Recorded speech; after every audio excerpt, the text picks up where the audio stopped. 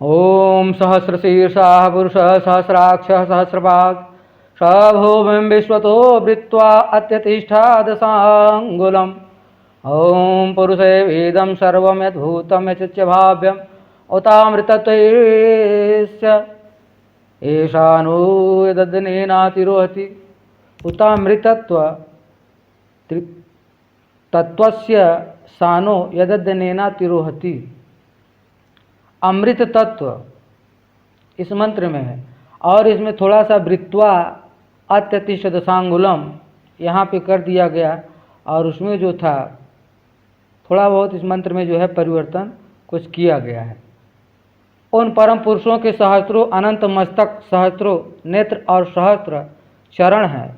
ये जो है उसी के आधार पर जो बनाया गया श्लोक किसी ऋषि महर्षि के द्वारा। उन परम पुरुष के सहस्त्रों अनंत मस्तक, सहस्त्र नेत्र और सहस्त्र चरण है।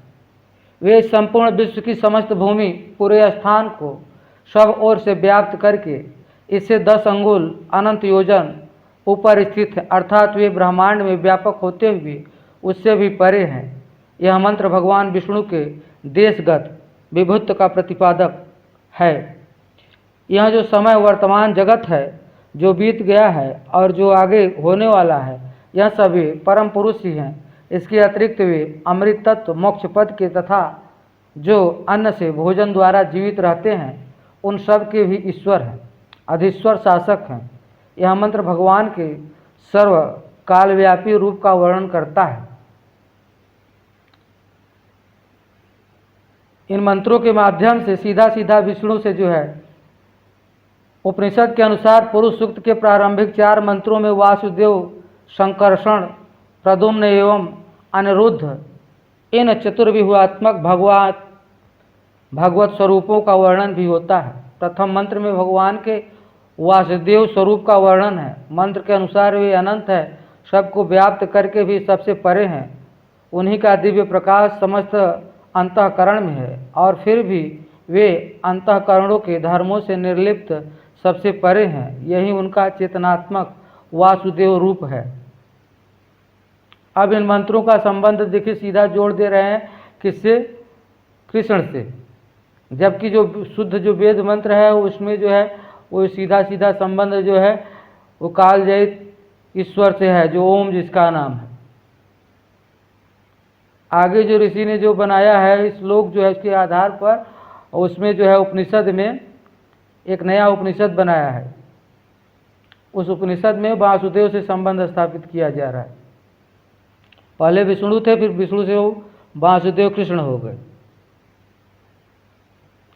तीसरे मंत्र में भगवान के प्रद्युम्न स्वरूप का वैभव, अर्थात ये जो नाम है, नाम ईश्वर के नाम गुणधर्म है। अब ईश्वर के नाम के आधार पर किसी व्यक्ति का नाम पड़ जाता है और व्यक्ति के अंदर जब वो गुण उत्पन्न होते हैं तो उस गुण के कारण वो अपने नाम को सिद्ध करता है और परमात्मा से संबंध करता है कि परमात्मा ही है, परमात्मा का अवतार है। इतना साथ दिया कृष्ण ने, विष्णु जैसे हो गए। विष्णु भी एक अद्भुत शक्ति, इस संसार का पालन पोषण जो करते हैं। चतुर्थ मंत्र में भगवान अनिरुद्ध दुर्निवार स्वरूप है। दुर्निवार अर्थात जो दुष्ट वृत्तियां हैं, दुष्ट चीज़ें हैं, उनको दूर करने वाले। भगवान का यह स्वरूप योग माया समन्वित है। वहीं जगत रूप एवं जगत का कारण है। यही रूप भगवान की चतुर्थ पाद विभूति का है। अब इसमें देखिए जो 4 विभूतियाँ बताई गई थी, 4 पाद बताए गए थे, जिसमें से कहा गया था कि 3 पाद जो है अंतर में है ईश्वर का, और 1 पाद से समझते हैं जगत है, वो विभूति है। यहाँ 4 नाम बता दिया गया। विष्णु, अनिरुद्ध और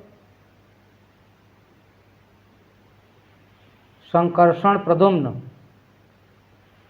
मंत्रों में वासुदेव, संकर्षण, प्रद्युम्न एवं अनिरुद्ध इन चतुर्व्यूहात्मक भगवत स्वरूपों का वर्णन भी होता है। प्रथम मंत्र में भगवान के वासुदेव का वर्णन है।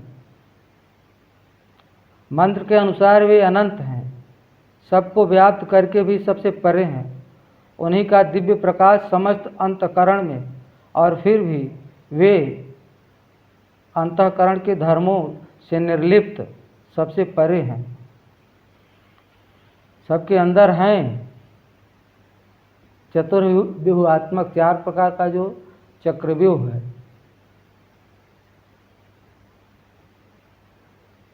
जैसे 4 आश्रम है। 4 आश्रम में संन्यास, वानप्रस्थ, गृहस्थ और ब्रह्मचर्य। मंत्र के अनुसार सबको व्याप्त करके भी सबसे परे हैं। सबको व्याप्त करके माने सब में हैं, लेकिन उससे परे हैं।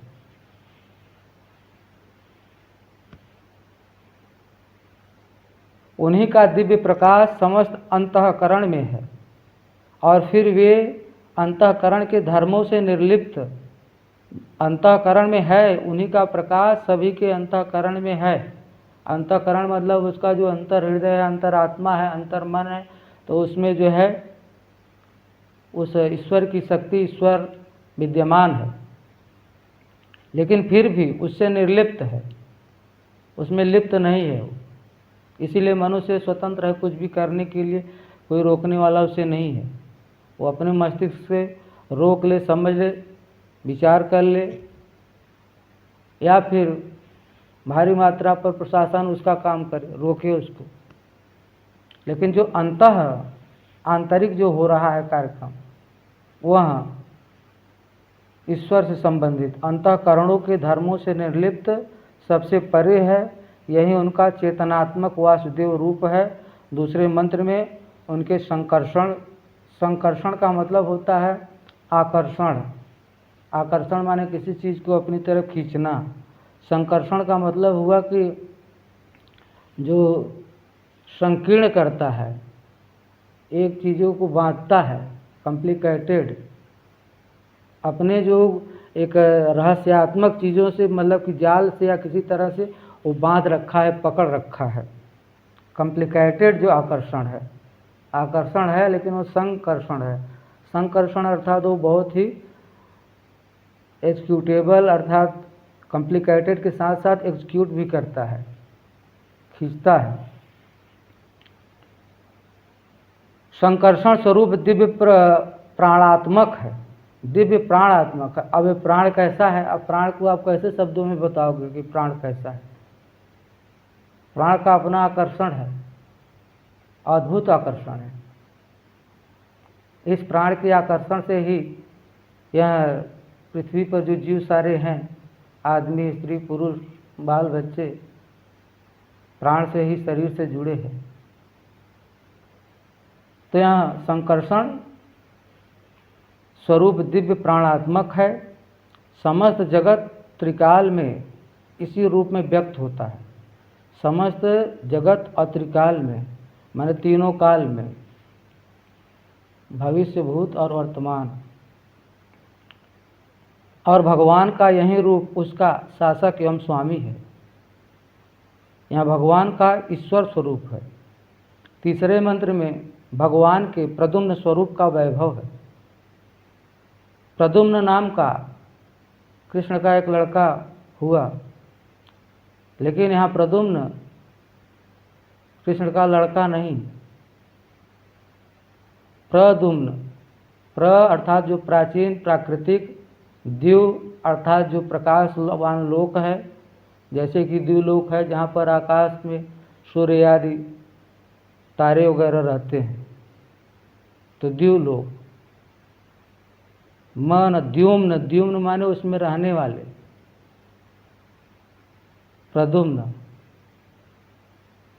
स्वरूप का वैभव, भगवान का यह स्वरूप सौंदर्य घन, दिव्य, कामात्मक एवं ध्यान गम्य है।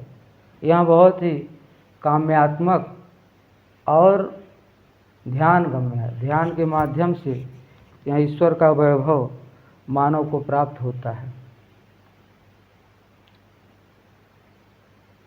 त्रिपाद्विभूति में नित्य लोकों में भगवान इसी स्वरूप से विराजमान है।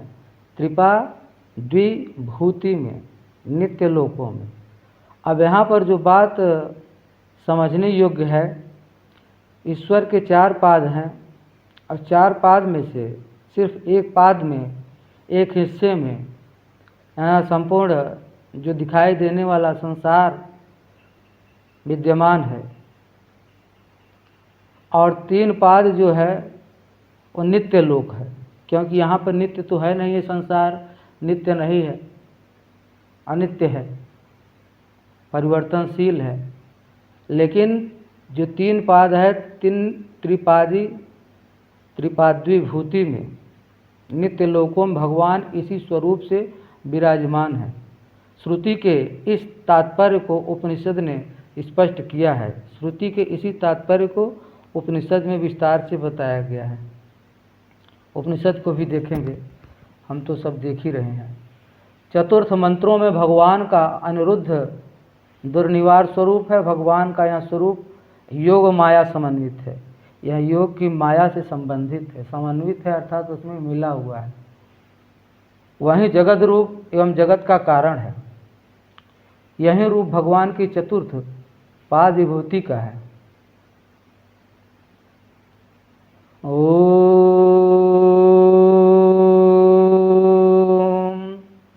एतावानस्य महिमा तो ज्यायासि पुरुष पादुवस्य विश्वा भूतानि त्रिपादस्यामृतं दिवि।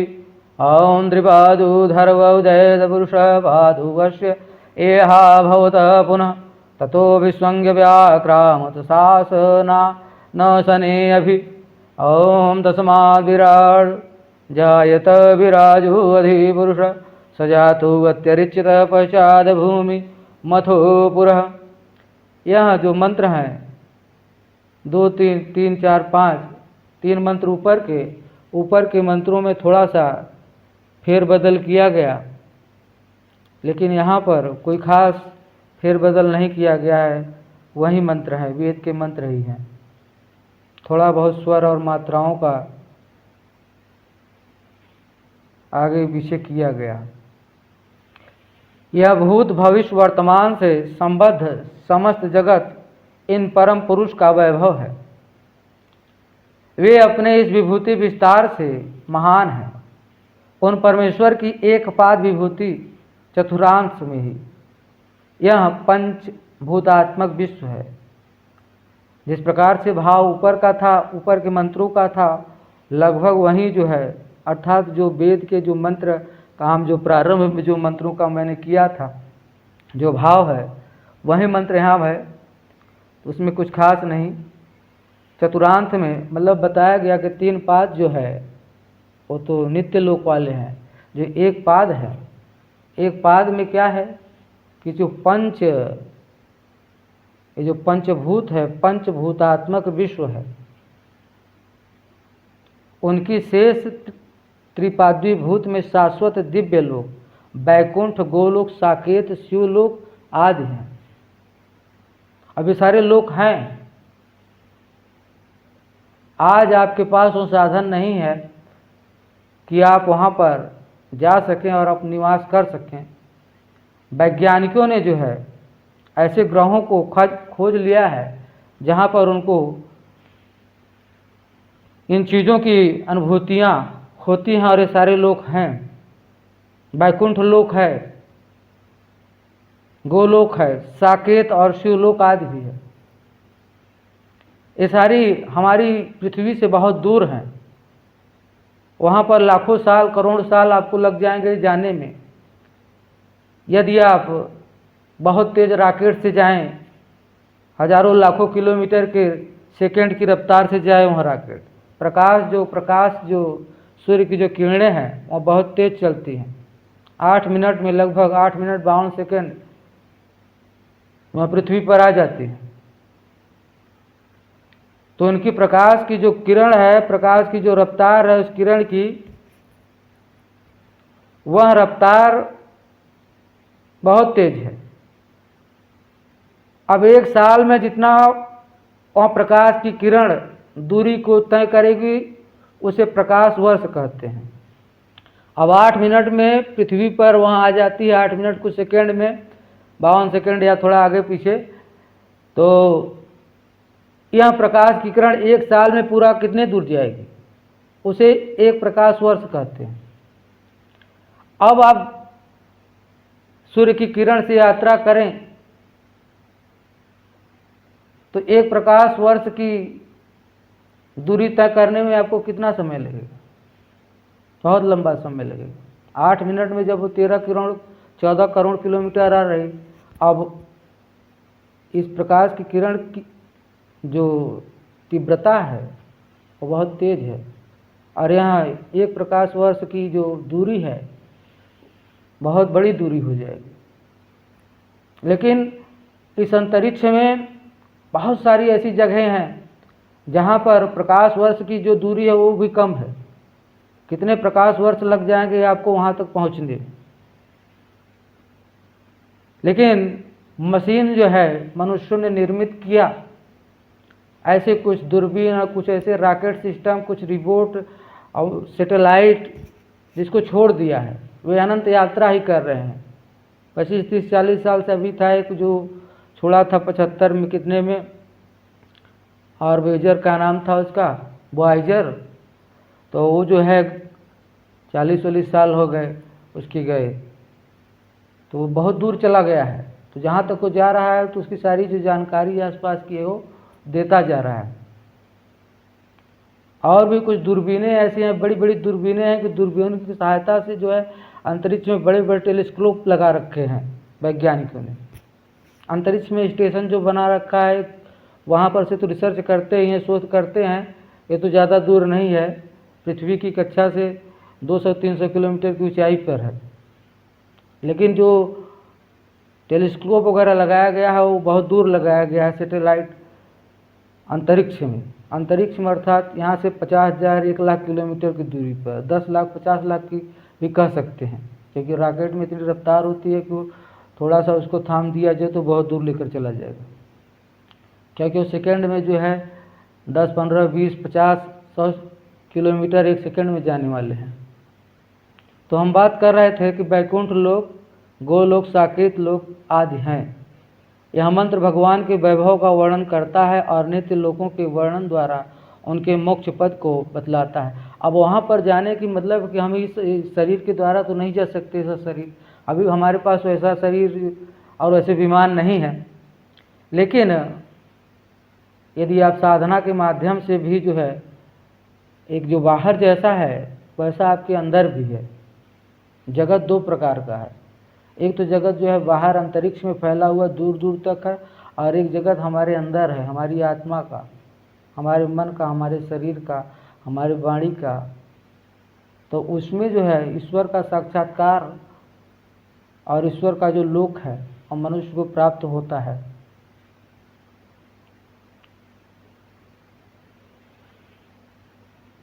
वे परम पुरुष स्वरूप इस माइक जगत से परे, अर्थात यह जगत जो है माया का है,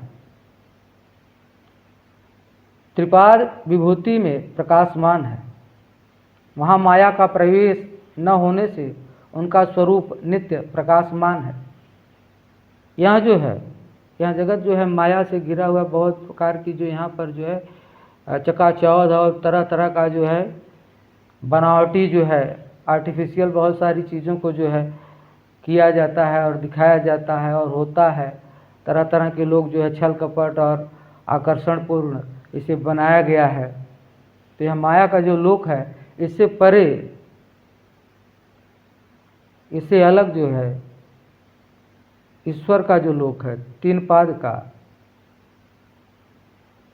वहाँ माया प्रवेश न होने से उसका स्वरूप नित्य, वहाँ किसी प्रकार की कोई माया नहीं है, किसी प्रकार का छल कपट, किसी प्रकार की बनावटी कोई चीज़ें वहाँ पे, कृत्रिम चीज़ें नहीं हैं। वहाँ पे जो चीज़ें हैं वो जो है प्रकाशमान है, नित्य प्रकाशमान है, फॉरएवर एवरलास्टिंग। इस विश्व के रूप में उनका एक पाद ही प्रकट हुआ है। संपूर्ण विश्व, सभी मंत्र लगभग एक ही बात कर रहे हैं कि इस विश्व से केवल उनका एक हिस्सा प्रकट हो रहा है, 3 हिस्सा जो है, अर्थात एक पाद से वे ही विश्व रूप भी हैं, एक पैर से वह ईश्वर ही है, यह विश्व रूप है। संपूर्ण विश्व ईश्वर ही है, ईश्वर का एक पाद है, एक हिस्सा है।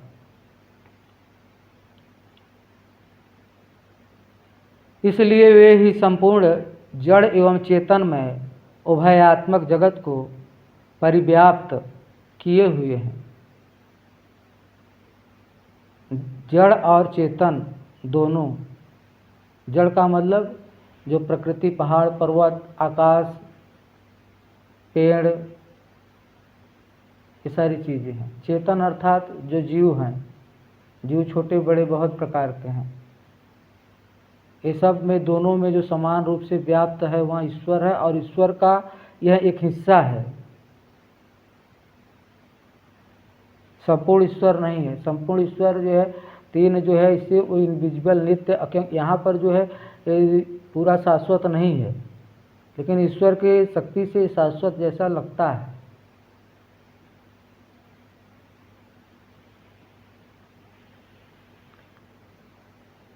इस मंत्र में भगवान के चतुर्व्यूह रूप में चतुर्थ अनिरुद्ध रूप का, अनिरुद्ध अर्थात जहाँ किसी प्रकार का कोई अवरोध नहीं हो, ये ईश्वर का ऐसा रूप है जो अवरोध से मुक्त है, हमेशा रहता है, किसी न किसी रूप में वो बिना अवरोध के संसार भी चलता है। इसमें भी शाश्वता व्यक्त किया जा रहा है कि ईश्वर का ही एक रूप है, संसार भी जो है एक ईश्वर का ही रूप है, और ये भी ईश्वर की शक्ति से संचालित होता है, और इसमें कभी भी इसके संचालन में अवरोध नहीं आता। इसीलिए इसका एक रूप का नाम दिया गया है अनिरुद्ध। नए नए शब्द हैं और शब्दों में बहुत गहराई है। शब्द के माध्यम से आपको ईश्वर को जो समझाया जा रहा है, ईश्वर की सारी क्रियाओं को बताया जा रहा है इस मंत्र के माध्यम से, और शब्द के माध्यम से ही उस सारी शक्तियों का भी जो है विस्तार से वर्णन किया जा रहा है, और बहुत ही संक्षिप्त भाव में। यही रूप एक पाद ब्रह्मांड वैभव का अधिष्ठान है। यह जो रूप है संसार एक पाद है, लेकिन ब्रह्मांड का वैभव का अधिष्ठान है। संपूर्ण ब्रह्मांड का जो वैभव है, अधिष्ठान अर्थात उसको स्थापित किया गया है।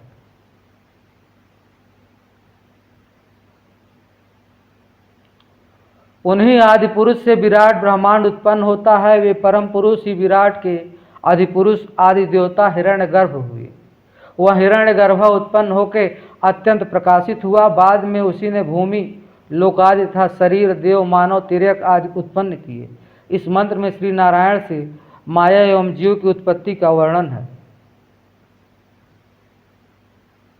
इसमें 2 बातें कही गई, माया और जीव। तो जीव की उत्पत्ति नहीं होती, जीवों की उत्पत्ति का वर्णन किया गया नारायण से। माया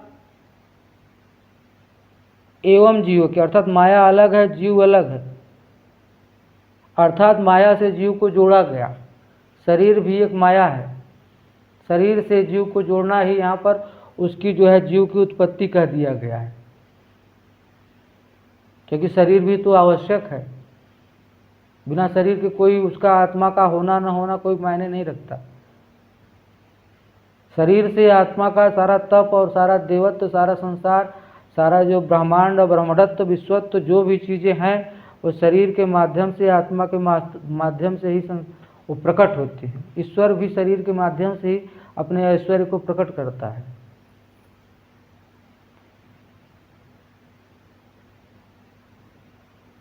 ओम यत्पुरुषेण हविषा देवा यज्ञ मतन्वत वसंतो वश्यासिदाज्म ग्रीष्म युध्म शरध्ववि। ओम तम यज्ञं बर्हिषं प्रोक्षणं पुरुषं जातमग्रत। तेन देवाय जन्त साध्या ऋषयस्य ओम तस्मादिजात सर्वभूत संभृतं पिशाच्यं पशुस्ताश्चक्रेवायभ्या नारायण ग्राम्याश्च। देवताओं ने उस पुरुष के शरीर में ही हविष्य की भावना करके यज्ञ संपन्न किया।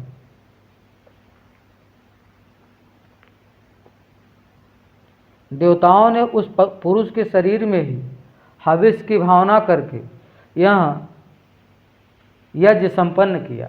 यज्ञ की भावना अर्थात भाव से किया जा रहा है काम, उसके शरीर के अंदर ही।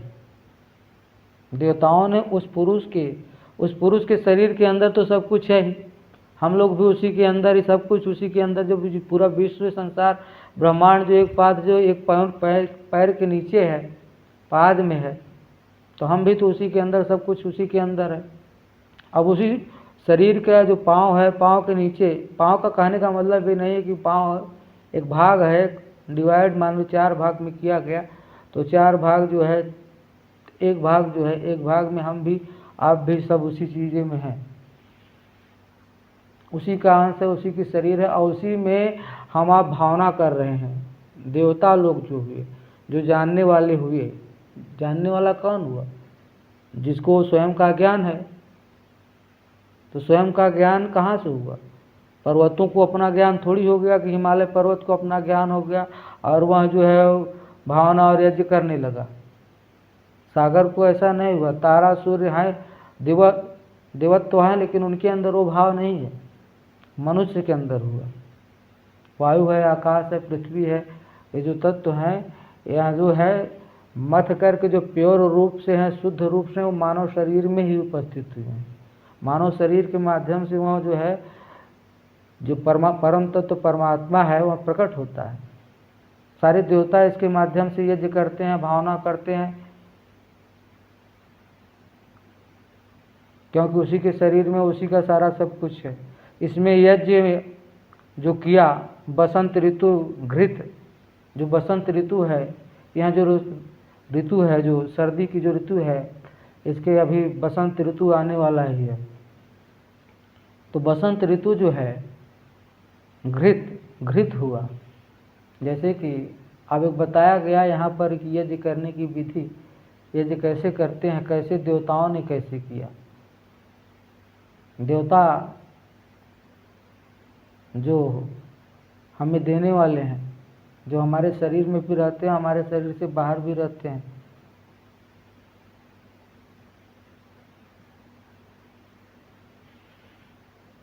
बसंत ऋतु घृत, ग्रीष्म ऋतु ईंधन और शरद ऋतु हविष्य, चरु पुरोडाशय विशेष हविष्य हुए। अर्थात देवताओं ने इसमें यह भावना की। इस मंत्र में सृष्टि रूप यज्ञ का वर्णन है और आगे 8 मंत्रों तक वही है।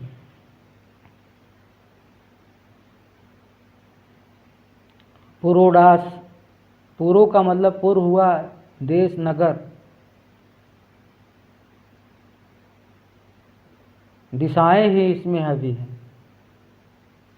जो ऋतुएं हैं, शरद, ग्रीष्म, बसंत, यह ऋतुएं ईंधन हैं, घृत हैं, हविष्य हैं।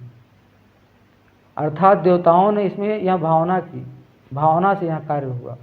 इस मंत्र में सृष्टि रूप यज्ञ का वर्णन है और आगे बताया कि आगे के मंत्रों में भी सृष्टि रूप जो उसका है, उसका विस्तार किया है। सबसे पहले प्रथम उत्पन्न उस पुरुष को ही यज्ञ में देवताओं, साध्यों और ऋषियों ने पशु मानकर उसके द्वारा प्रोक्षण करके मानसिक यज्ञ संपूर्ण किया। इस मंत्र में सृष्टि यज्ञ के साथ मोक्ष का वर्णन भी किया गया है।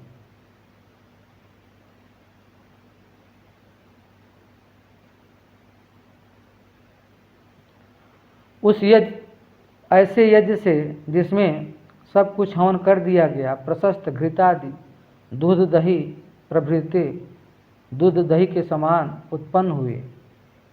उस यज्ञ पुरुष ने ही वायु में रहने वाले, ग्राम में रहने वाले, वन में रहने वाले तथा दूसरे पशुओं को उत्पन्न किया। तात्पर्य यह है कि उस यज्ञ से नभभूमि एवं जल में रहने वाले समस्त प्राणियों की उत्पत्ति हुई और उन प्राणियों से देवताओं के योग्य हवनीय प्राप्त हुआ। अर्थात देवता 33 प्रकार के मुख्य देवता हैं। 8 वसु, 11 रुद्र, 2 अश्वनी कुमार, मित्रा वरुणा,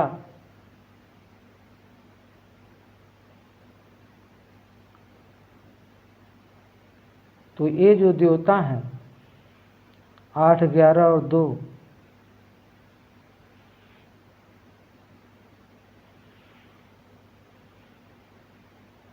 और 19 और 12 आदित्य, 33 देवताओं का संबंध मनुष्य और के साथ सभी जीवों का है और जीवों को उन्होंने प्रारंभ में उपस्थित किया और उन्होंने इसको हवनीय अर्थात जो इसको आवश्यक वस्तुएं हैं वो सारी चीज़ें इसे उपलब्ध कराई, जिससे इसका आगे विकास हुआ।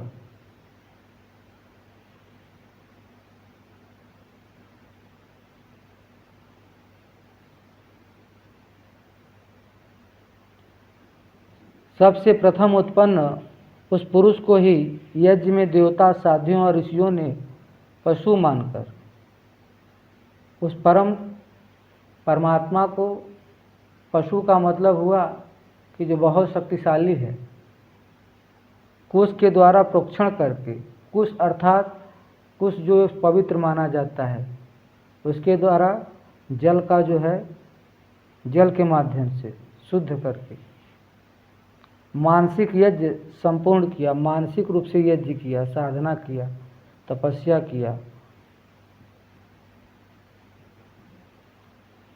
उस ऐसे यज्ञ से जिसमें सब कुछ हवन कर दिया गया, प्रशस्त घृताज दूध दही के समान उत्पन्न हुए, उस यज्ञ रूप पुरुष ने ही वायु में रहने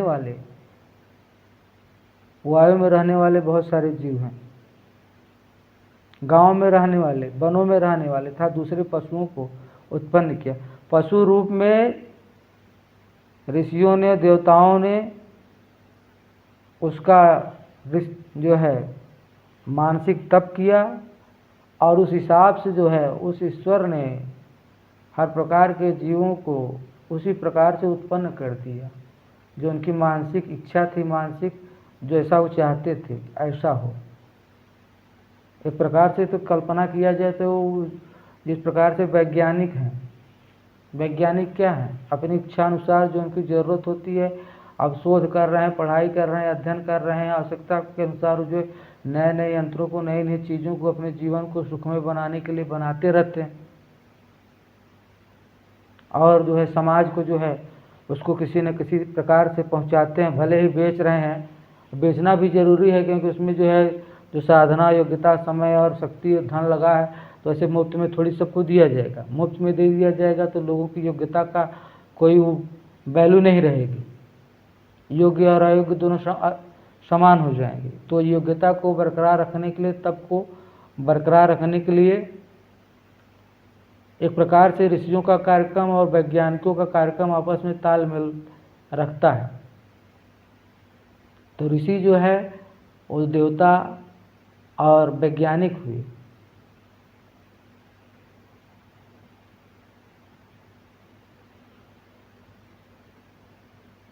उपनिषद के अनुसार श्रुति ने मोक्ष का प्रतिपादन किया है। परोक्षवादो वेदो अयम, श्रुतियों में आध्यात्मवाद परोक्ष रूप से निरूपित है। अतः मोक्ष प्रतिपादन के लिए इस श्रुति का अर्थ इस प्रकार होगा। उस आत्मशोधन रूप यज्ञ में देवताओं, दिव्य वृत्तियों ने पुरुष शरीराभिमानी को, जो शरीर में अहंकार करके पशु हो गया था, कुशों के साधनों के द्वारा प्रोक्षित, विशुद्ध किया। इस प्रकार प्रोक्षित होने पर वह अग्रजन्मा ब्राह्मण ब्रह्मज्ञान संपन्न हुआ। इसी प्रकार इंद्रादि देवताओं ने, साध्य देवताओं ने और ऋषियों ने भी यजन किया। सब ने इसी रीति से शरीराभिमानी का आत्मशोधन करके मोक्ष प्राप्त किया।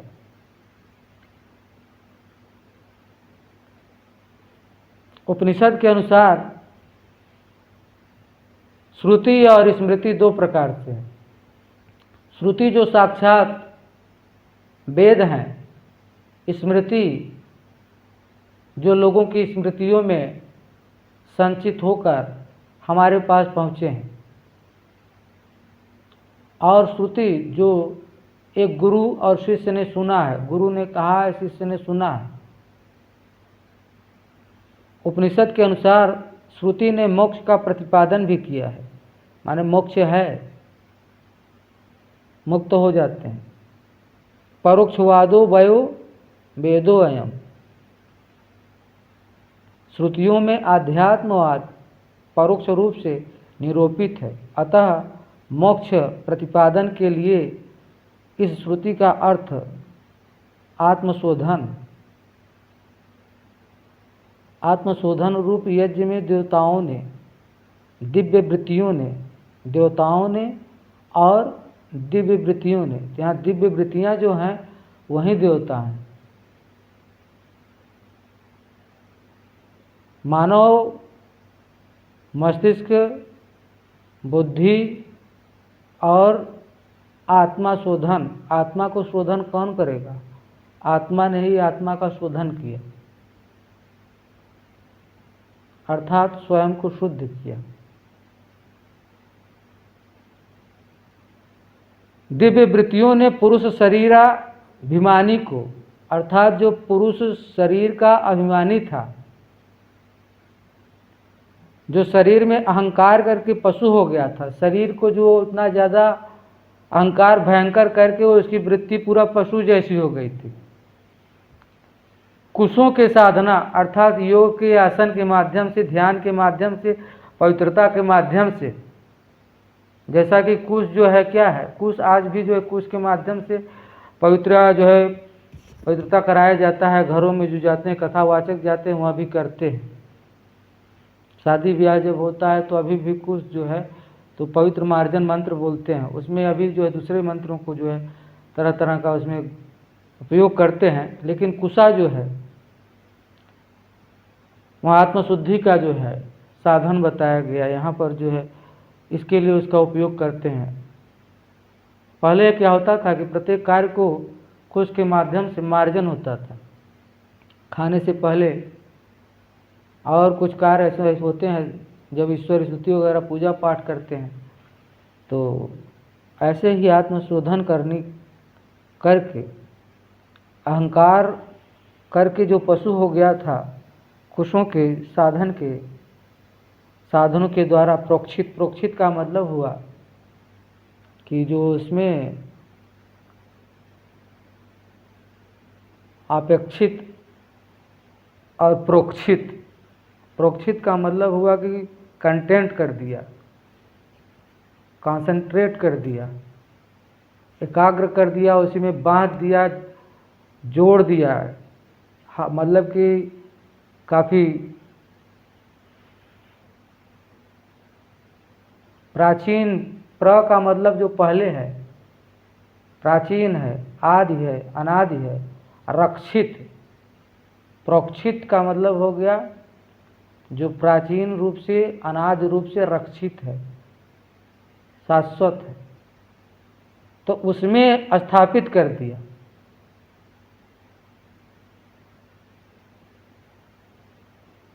विशुद्ध किया। अब विशुद्ध तो बहुत ही शुद्ध और एक विशुद्ध, वैज्ञानिक रूप से शुद्ध किया।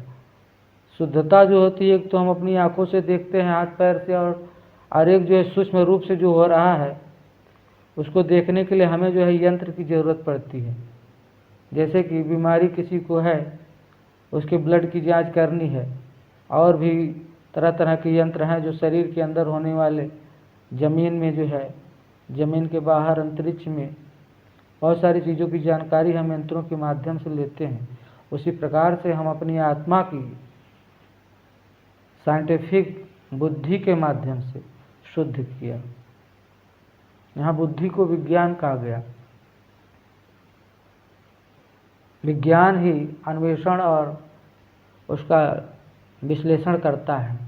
विश्लेषण और विशुद्धि का आपस में तारतम्य है।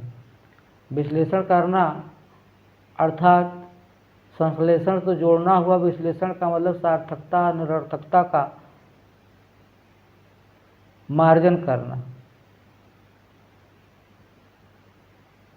इस प्रकार प्रोक्षित होने पर वह अग्रजन्मा अर्थात आगे जन्मने वाला ब्राह्मण ब्रह्म ज्ञान संपन्न हुआ। तो ब्रह्म ज्ञान को संपन्न होने के लिए ब्राह्मण, और ब्राह्मण वह है जो अग्रजन्मा है। अग्रजन्मा का सीधा सीधा अर्थ है जो सबसे आगे, सबसे प्रथम जन्म लेने वाला है, प्रकट होने वाला है। और इसके बाद सारे जो है पीछे से बहुत सारे जीव जंतु प्राणी आए, लेकिन सबसे पहले ब्राह्मण आए। ब्राह्मण अर्थात ब्रह्म को जानने वाला। और वह ब्रह्म को जानने वाला ब्राह्मण अपने को भूल गया, लेकिन बाद में उसने जो है अपने आप को शुद्ध किया और शुद्ध करके फिर ब्रह्म ज्ञान संपन्न हो गया। इसी प्रकार इंद्रादि देवताओं ने, इन जितने भी देवता हैं, जितने भी नाम हैं, वो सारे एक प्रकार के व्यक्ति हुए, पुरुष हुए, शरीर हुए, और उन्होंने तप के माध्यम से, साधना के माध्यम से, योग के माध्यम से, अपनी सात्विकता के माध्यम से, यज्ञ के माध्यम से जीवन को सबने जिया है। और आज का जो जीवन है और जो अनादिकाल से जो प्राचीन जीवन था, उसमें और इसमें ज़्यादा आंतरिक स्तर पर नहीं है, बदलाव हुआ है, वो कुछ बाहरी स्तर पर हुआ है। लेकिन जब बात होती है योग की, ध्यान की और साधना की, तपस्या की, शुद्धि की, मंत्रों के माध्यम से, तो आज भी संभव है। जैसा देवताओं ने किया और ब्राह्मण हुए, ब्रह्मज्ञान संपन्न हुए, और इंद्रादि देवताओं ने, साध्य देवताओं ने और ऋषियों ने भी यजन किया। तीन प्रकार के इंद्रादि देवताओं ने किया, साध्य देवताओं ने किया। साध्य देवता साधक और साध्य, अर्थात जो एक तो देवता है और दूसरा साध्य है। जैसे साधन से साध्य को प्राप्त किया जाता है, तो धन है, रुपया है, धन से हम वस्तुओं को, साधन को प्राप्त करते हैं। धन साध्य नहीं है, साधन है। साधन से साध्य को, तो देवता भी साधन हुए। पहले देवताओं को, फिर देवताओं ने जिसको प्राप्त किया, जिस प्रकार से यहाँ बताया गया कि ऋषियों ने, साध्य देवताओं ने, सब ने इसी रीति से शरीराभिमानी का आत्मशोधन करके, अर्थात जो शरीर का अभिमान करने वाला अहंकार है, अहंकारी पुरुष का शोधन करके उसे मोक्ष पद प्राप्त कराए। ओम तस्माद्यजात सर्वभूत हरिचः सामानि जज्रे छन्दांसि जज्रे तस्माय यजुस्तस्माद्जायत। ओम तस्मादस्वाय जायन्ते एके चोभयादत गावोह जज्रे तस्मात् जाता अजावयः। ओम यत्पुरुषं व्यदधु कतिधा व्यकल्पयनं मुखं किमस्य कौ बाहु काउरु पादा उच्यते। ओम ब्राह्मणोऽस्य मुखमासीत् द्वाहुराजन्यकृत उरुतदस्य यद्वैश्यं पदभ्यां शूद्रो अजायत। ओम चंद्रमा मनुषो जातः चक्षुः सूर्यो जायत मुखादग्निरिन्द्र चाग्नि प्राणाद् वायुर्जायत। जिसमें सब कुछ हवन किया गया था, उस यज्ञ पुरुष से ऋग्वेद और सामवेद प्रकट हुए, उसी से गायत्री आदि छंद प्रकट हुए, उसी से यजुर्वेद की भी उत्पत्ति हुई। उस पुरुष से घोड़े उत्पन्न हुए। यहाँ पर कहने का मतलब यजुर्वेद किताब नहीं है, सामवेद किताब नहीं है, ऋग्वेद किताब नहीं है, यह सूत्र है। और यह सूत्र प्रकृति के साथ उत्पन्न हुए। एक जो है प्राचीन वैद्य था, लुकमान जिसका नाम था। लुकमान जहाँ जाता था तो बहुत ज़्यादा अध्ययन नहीं किया था, बहुत पहले की बात है, 2500 साल 3000 साल पहले की बात है। जो जड़ी होती थी, जड़ी बता देती थी उसको कि मैं इस बीमारी में काम आऊँगी। तो इस प्रकार से वह किसी भी बीमारी का इलाज के लिए पहले से बता देता था कि इसका उपयोग करो, और उसका उपयोग करने से लोग ठीक हो जाते थे। तो पहले के लोगों को जो है चीज़ें बता दी जाती थी, प्रकृति स्वयं बताती थी। तो जब प्रकृति बता सकती है लुकमान को, जड़ी बूटियां बता सकती है, मान लो उसने अपने अनुभव से जाना होगा, कितना अनुभव करेगा। जड़ी बूटियां तो बहुत घास फूस हैं, लोगों का जीवन खप जाता है। बहुत ही कम लोग ऐसे होते हैं जो कि सिद्ध होते हैं, जो कह देते हैं उनकी बात जो है सब ठीक हो जाती है। प्राकृतिक रूप से, नेचुरल रूप से मैं बात कर रहा हूँ, जड़ी बूटियों और औषधियों के संबंध में।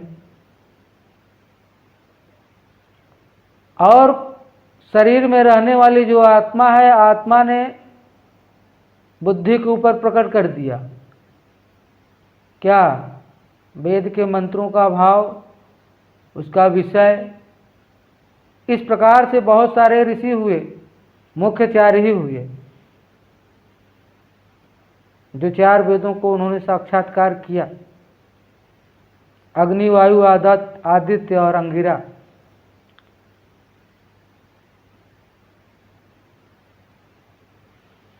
उस ईश्वर से सभी प्रकार के पशु पक्षी भी हुए। देवताओं ने जिस यज्ञ पुरुष का विधान संकल्प किया, उसको कितने प्रकार से, किन अवयवों के रूप में कल्पित किया गया। उस यज्ञ पुरुष से घोड़े उत्पन्न हुए। इनके अतिरिक्त नीचे ऊपर दोनों ओर दांतों वाले गर्दभराज भी उत्पन्न हुए।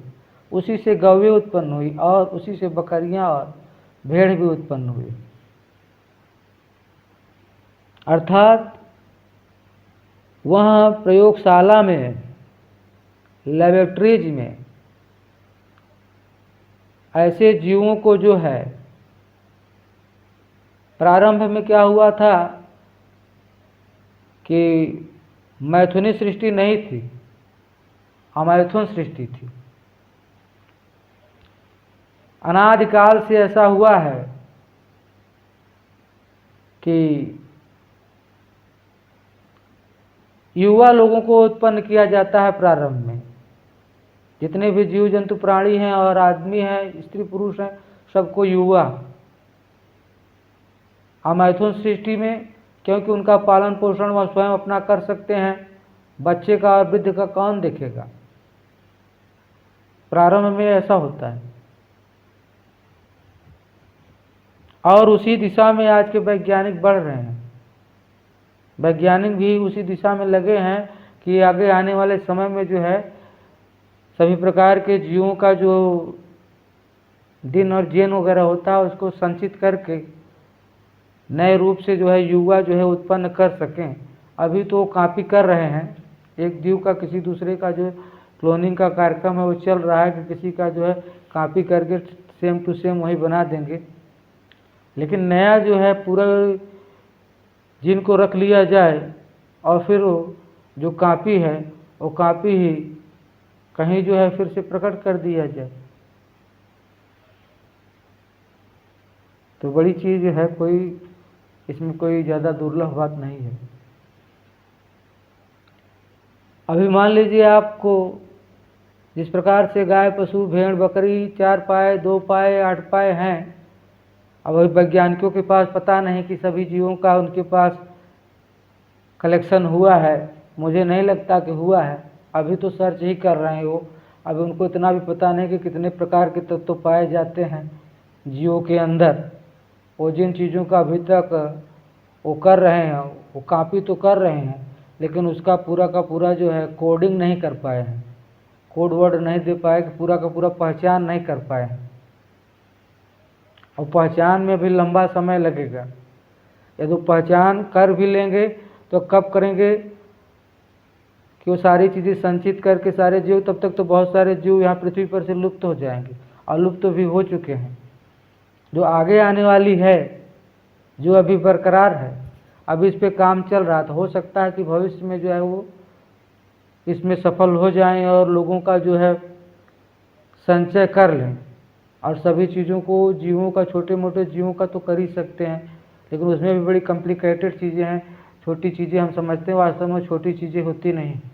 अब एक चूहे को ही ले लीजिए, तो चूहे का पूरा उसका जो बायोलॉजिकल, जैविक जो उसका बार कोडिंग है, उसको करना हो तो अच्छा उसमें समय भी लगेगा। और अभी तो किया नहीं, क्योंकि अभी वो केवल इतना कर रहे हैं कि उस पर जो है दवा और ड्रग्स देकर उसको जो है मनुष्य से कंपेयर कर रहे हैं कि उसको यदि चूहे को बीमारी नहीं हुई है, दवा काम कर रही है, तो दवा मनुष्य पर भी काम कर सकती है। बंदर पे काम कर रही है मशीन, ये चीज़ें हैं, तो आदमी के ऊपर भी काम कर सकता है। आदमी को बंदर बना दे रहे हैं, चूहा बना दे रहे हैं।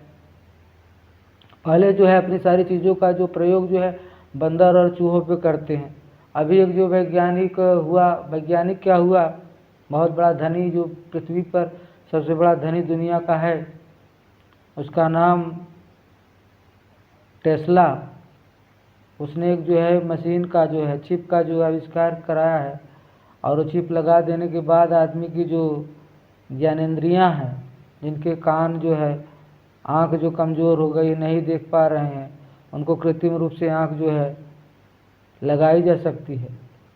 और कृत्रिम रूप से कान को सुनने की शक्ति जो है, हाथ पैर और जो है दूसरी जो इंद्रियां हैं, उनको कृत्रिम रूप से जो है मस्तिष्क के द्वारा संचालित करने की व्यवस्था पर लगभग कार्य चल रहा है, और कार्य हो गया है। वो कह रहा है कि मैं स्वयं इसको लगवाऊंगा अपने मस्तिष्क में, पहले डेमो दूंगा और बाद में जो है दूसरे जो है जीवों और आदमियों पर लगाया जाएगा। पहले तो ये बानर पर प्रयोग किया है। जो भी बात हो, अभी जो है उसको सुधारने की बात हो रही है। पूरा का पूरा सेम कॉपी मतलब सेम नया जीव बना देना एक अलग बात है, उस पर भी काम चल रहा है, हो जाएगा भविष्य में। ऐसी जो है हम आशा कर सकते हैं। देवताओं ने जिस पुरुष का विधान संकल्प किया, और देवताओं ने अर्थात संकल्प से कार्य किया, उसको कितने प्रकार के किन अवयवों के रूप में कल्पित किया। अब उसी मतलब कि जो ईश्वर है, जो परम शक्ति है, जिसको संकल्प से उन्होंने जो कल्पित किया, संकल्प से कल्पित किया, संकल्प से सिद्ध किया कि वो ऐसा है तो ऐसा हो गया। उन्होंने कल्पना किया कि गाय होगी 4 पैर वाली, दूध देगी, घास खाएगी, और वैसा सिद्ध हो गया, उनके सामने वो चीज़ प्रकट हो गई। उन्होंने इतनी मेहनत किया कि उस प्रकार के जीव को बना के अपने सामने दौड़ा दिया। यह ऋषि हुआ, यह वैज्ञानिक हुआ। जिस प्रकार से आज जो वैज्ञानिक जो है मोटरसाइकिल बना दिया, मोटरसाइकिल दौड़ रही है। अब घोड़े को हटा दिया गया मार्केट से, हाथी को हटा दिया गया मार्केट, वहाँ पे 4 चक्के गाड़ी को भिड़ा दिया गया। एक से बढ़कर एक गाड़ी आपके पास है, फेरारी है, रॉयल्स है, और कौन बड़ी बड़ी कंपनियों ने लग्जरी गाड़ियों को निकाल रखा है। कई करोड़ रुपए कीमत है।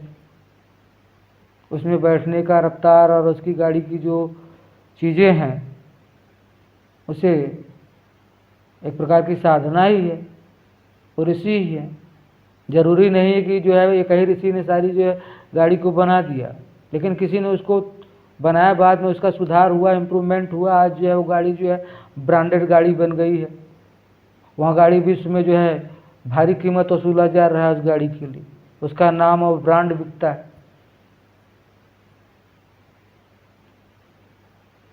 अब BMW है, उसके 13-13, 15-15, 20-20 करोड़ की गाड़ियाँ हैं।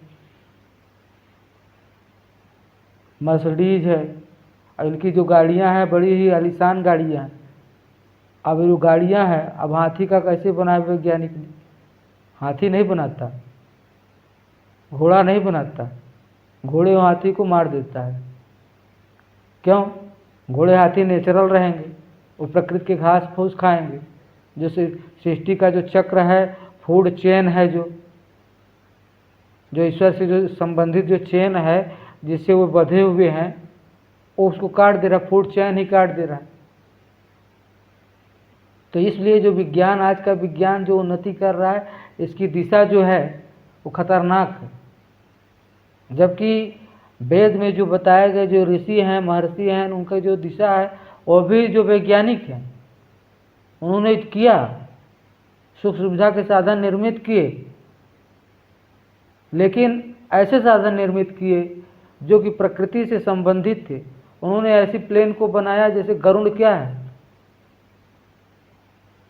गरुड़ नामक जो पक्षी है, जिसे चील कहते हैं हम लोग, चील में भी चील छोटे होने लगे, चील लगभग गायब हो रहे हैं पृथ्वी पर से। थोड़े बहुत इधर उधर कहीं बचे हो नहीं तो लगभग वो गायब हो रहे हैं, गायब हो चुके हैं मान लिया जाए तो। अब वो दिखाई नहीं देते हैं कहीं, पहले बहुत ज़्यादा मात्रा में थे। उनका काम था प्रकृति में होने वाली जो बहुत सारे जीव जंतु मरते हैं इधर उधर, उनको खा जाते थे, खा के ख़त्म कर देते थे जल्दी जल्दी।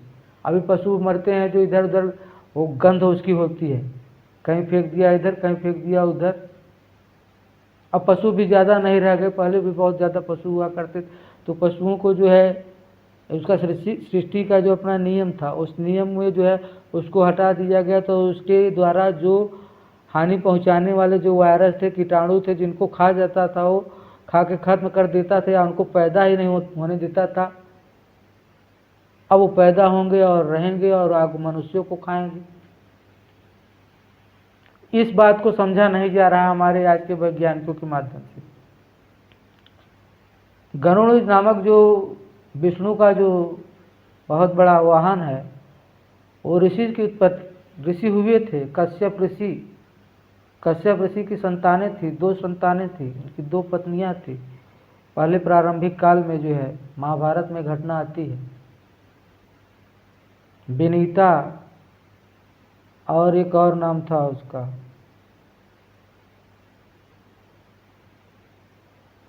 तो दोनों में क्या था, आपस में द्वेष हो गया था। सांप, कद्रु के पुत्र जो सांप थे, और विनीता जो थी उसके 2 पुत्र ब्रह्मा जी की तपस्या किया था उन्होंने।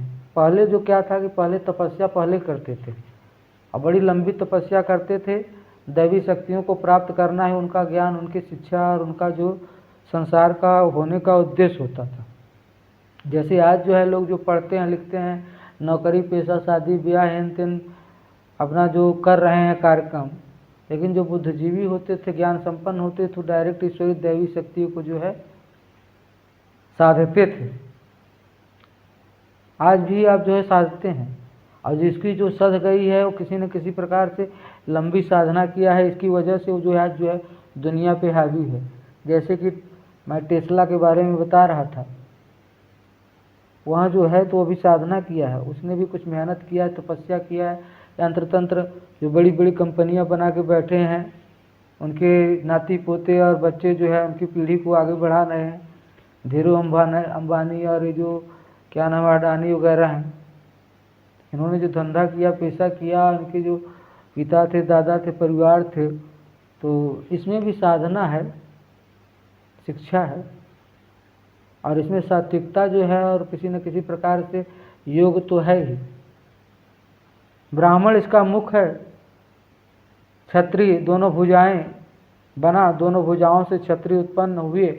इस पुरुष की जो दोनों जंघाएं हैं वही वैश्य है, अर्थात उनसे वैश्य उत्पन्न हुए और पैरों से शूद्र वर्ण प्रकट हुआ। इसका मतलब हुआ कि 4 प्रकार की जो शक्तियां हैं बताई गई, इसका बहुत ही जो हमारे समाज में बड़ी ही बुरी स्थिति हो गई है। इस मंत्र की व्याख्या लोगों ने जो है, जो मूर्ख क्वालिटी के जो साधु संत और जो मतांतर को मानने वाले हैं, दूसरी ही व्याख्या करते हैं। जिससे समाज में जो है द्वेष उत्पन्न करते हैं और इससे एक दूसरे को जो है लड़ाते हैं।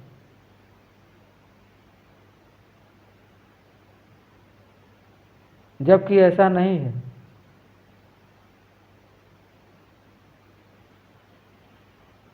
हम फिर इस मंत्रों पर विचार करेंगे। आज जो है हम अपनी वाणी को इसी पर विराम देते हैं और कुछ मंत्र अभी रह गए हैं। शांति पाठ। ओम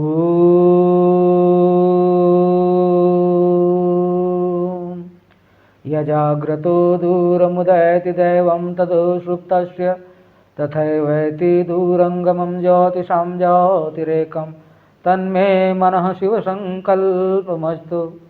ओम येन कर्माणि पशो मनीषिणो यज्ञे क्रीडवन्तो विदधेषु धीरा यदपूर्वं यक्षमन्तः प्रजानां तन्मे मनः शिवसंकल्पमस्तु। ओम यत्प्रज्ञानमुतचेतो धृतिश्चि यज्ज्योतिरन्तर्मृतं प्रजासु यस्मान् ऋते किञ्चन कर्म क्रियते तन्मे मनः शिवसंकल्पमस्तु। ओम येनेदं भूतं भुवनश्यद् भविष्यत् परिगृहे तमृतेन सर्वं येन यज्ञस्थायते सप्तहोता तन्मे मनः शिवसंकल्पमस्तु। ओम यस्मिन् ऋजः साम यजुंसि यस्मिन् प्रतिष्ठिता रथनाभाविवार यस्मिन् शितं सर्वमुक्तं प्रजानां तन्मे मनः शिवसंकल्पमस्तु। ओम सुसारथीरस्वानिव यन्मनुष्यान्ने नीयते याभिरुचुर्भारतीनयैव हृत्प्रतिष्ठं यज्जिरं जविष्ठं तन्मे मनः शिवसंकल्पमस्तु। ओम सुसारथीरस्वानिव यन्मनुष्यान्ने नीयते याभिरुचुर्भारतीनयैव हृत्प्रतिष्ठं यज्जिरं जविष्ठं तन्मे मनः शिवसंकल्पमस्तु। ओम अभयं न करतेऽन्तरिक्षम् अभयं द्यावा पृथिवी उभयमे अभयं पश्चादभयं पुरस्तादुत्तरादधरादभयं नमस्तु। अभयं मित्रादभयं मित्रादभयं जातादभयं परोक्षादभयं नगदभयं देवानां सर्वायासामं मित्रं भवन्तु।